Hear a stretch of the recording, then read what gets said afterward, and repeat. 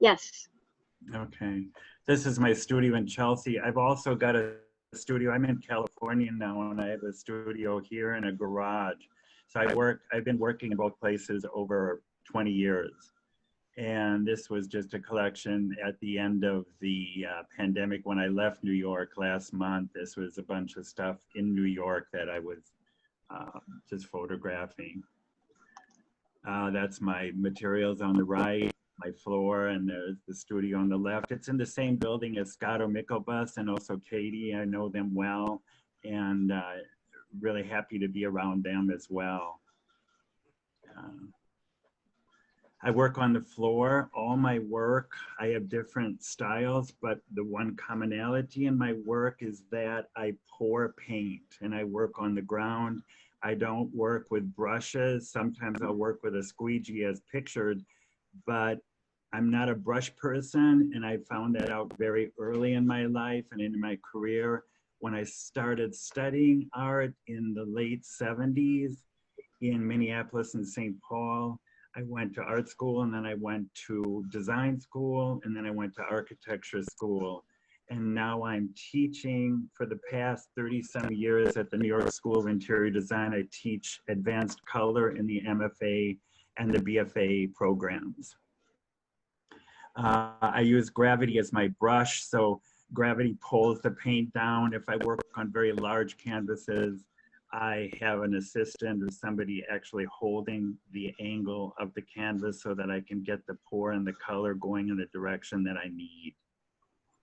These are some recent works that I did over isolation in New York. I was the only one basically working on my floor in the West Chelsea Artist Building.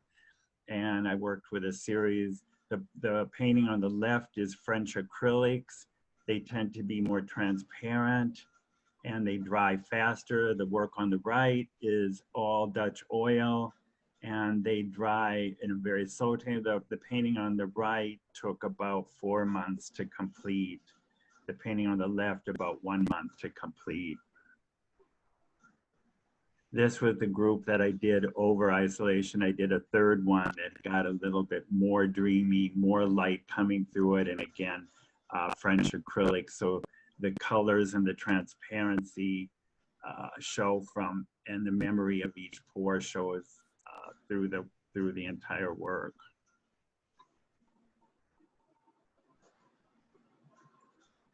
This was a commission I did for a lobby. It's recent. I did it for 200 East 57th Street for their lobby. I worked on it for about 2 months. It's a triptych that's over 25 feet long. And I had to work with the designers on fabrics. They gave me fabrics, they gave me materials of the lobby, the stone floor, the wall coverings, and they had a huge garden area in the middle of the lobby that was glassed in, and they wanted some of the colors that appear in the garden to come into the work itself. So we reviewed different plantings that were in the garden and different greeneries that were in the garden. They wanted that brought in, and this is what I came up with. Here's my studio here in San Diego. Actually, the shot on the left is very current. I'm working with some landscapes right now. Also poured, the landscapes are about 12 colors poured at once. The painting on the right is more of an abstract work that you'll see in a couple of slides later. It's one color poured at once, and they're oiled. All of these works are oil. There's some of the works in progress. I'm actually doing these works for a client up in Boston who owns 5 different spas. So I'm doing a painting for each of the spas that he owns. He's a former collector of mine that's bought some work of mine maybe 10 years ago. There's one, and again, this is not finished. When I do pour all these works, I move them back and forth on the floor to get the feeling of the sky and the light and the water and the way that I want it to go. And after this is dry in about another week or so, I'll start editing it, adding things to it, making the form a little bit stronger than I feel, than it is right now. The painting on the ground, that's also poured. I worked on that so that the painting was almost very vertical, and I poured oil colors down the canvas, and I would have a puddle on the ground. And I got the idea from watching a guy, this guy in the subway, and he had on all these colors, every sleeve and every part of his body had a different color on it. And then on the bottom part, from his ankles down, he had black and white on, black and white shoes, black and white socks. And I thought, oh my God, that would make such a beautiful painting. So I did the black and white colors towards the bottom of the canvas, and then the full colors up on the side, and said that was my version of looking at that person. This was a work that's currently, that I finished this year. It's been going on for 4 years. They're also oil pores, very dense and very thick.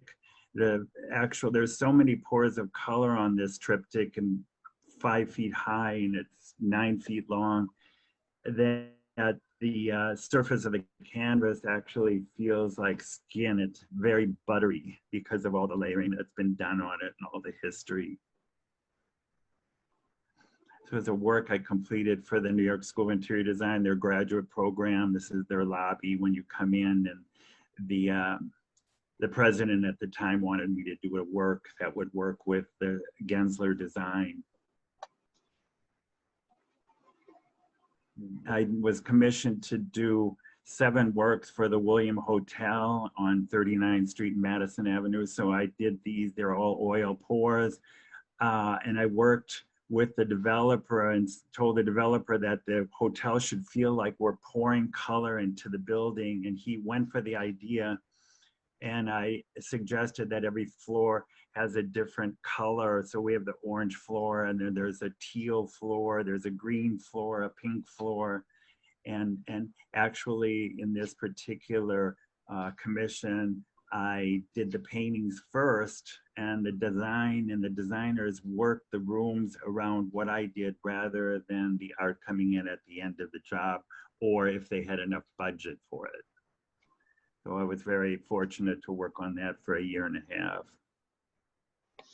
This was a restaurant down at 2nd Avenue and 12th Street. I told the owner of the restaurant that those white ceiling tiles need to go. And I said, I'll take them to the studio. And I did pours of color over them over a course of about 2 months. I brought them back and we installed them. And now it's sort of formed a communal spot, almost a magnet for people going to the bar and kind of floating above them. So the commission was for the ceiling. There's a job I did on 86th Street, another commission that's about 7 feet high, and those are French acrylics. The painting on the right is in oil. I like to do that a lot with suggesting when I'm working with designers is that we mix it so that in the same room, sometimes there's an oil piece and sometimes there's an acrylic piece in the same room, but that the colors work with whatever is going on with the design. It's a commission for an architect up on Central Park West, and the client loved this sort of aubergine color. Everything, if you saw the rest of the apartment, there's aubergine everywhere. So they commissioned sort of one of my more water diptychs in oil, and I poured carmine and deep rose and deep colors for the sky, and very dramatic work for them. There's another commission on Madison Avenue. The designer wanted the client to have something that, as he described, as fireworks and as a kaleidoscope of color that's going to invigorate the room. I remember his description to the client. I said, okay, well, I think I can do that. This was in the New York Times. This was another commission out on Montauk I did, and that made the cover of the Times when it had the location in the home section back in 2010, and some of the work in New York Spaces magazine. Recently, a sculptor gave me, I met at actually the New York Studio School, and I we really enjoyed talking with each other, and we kind of jokingly said, well, we really need to do some work together. And one day he just rolled down the hallway in the West Chelsea building, and he brought these iron pieces that weigh 2 pounds less than a church, but he wheeled him in, brought him into the studio, and he said, just do what you want with them. So I started pouring colors on them, working throughout a couple of months, since the oil dries very slowly on iron. But it was really fun. That was kind of the end of it. And they're just actually in a state of drying right now. We want to continue our collaboration. I'm hoping he's thinking of doing works that are, these are about 5 feet high. We're thinking of going 10 feet high and a little bit more, and really going for it. It's a commission of a hallway. That's the same painting on the right that's on the left. I had to work with another artist from LA who did these small graffiti trains, which are hard to see in the photograph, but I had to work with his colors for the client and for the designer, and come up with something more abstract for the opposite end of the hallway. I love those kind of challenges. I love it when people give me for instance, and say, okay, deal with it. I lay awake every night thinking about what could be done. This is another piece. It's in my San Diego studio. So it's a piece out in the Hamptons. And then on the right, the picture on the right just showed what the client or the designer actually sent me, all these fabrics. And then I had to come up with a pour painting for the client that would work in the living room out in Watermill. Another poured painting, that's all in oil. This was the Time Warner Center up on Columbus Circle. I was next to their Emmy Awards, and the president of the company at the time wanted me to do something 7 feet high and 6 feet wide, and that's what I came up with. It was a lot of deep carmine colors and deep crimson colors in the sky, working with Mancini Duffy, the design firm. This was a piece I still have in the studio in New York. I call it Copper Veils.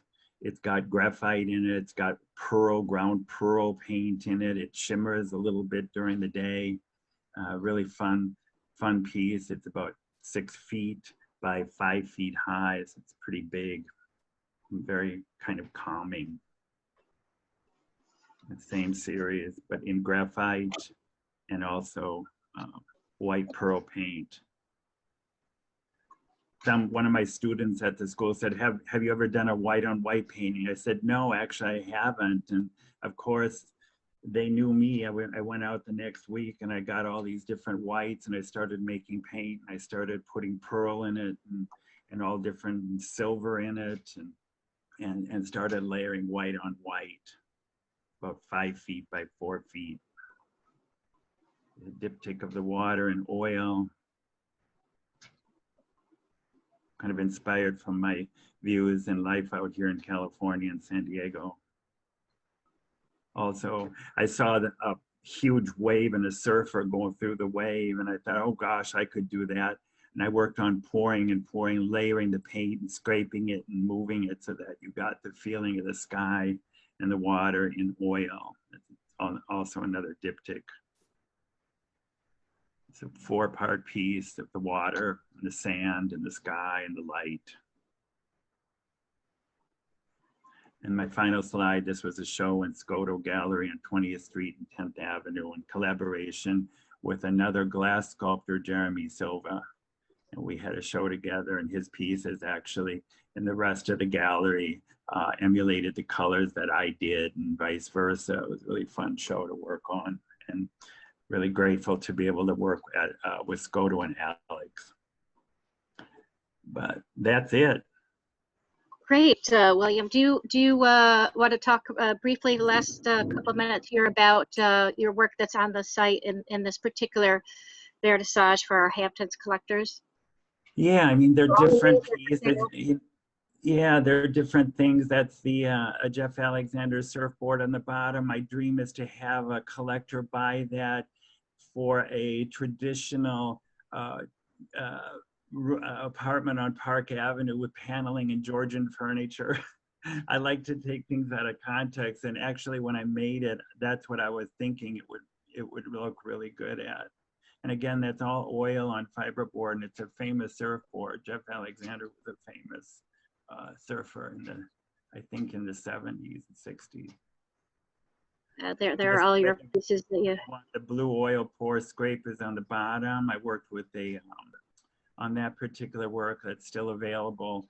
I worked with oil, and I worked with a shower squeegee, and I started doing gestural shapes through the oil pores, so you could kind of see the history of the pour and what's going on underneath, but still almost in a calligraphic style.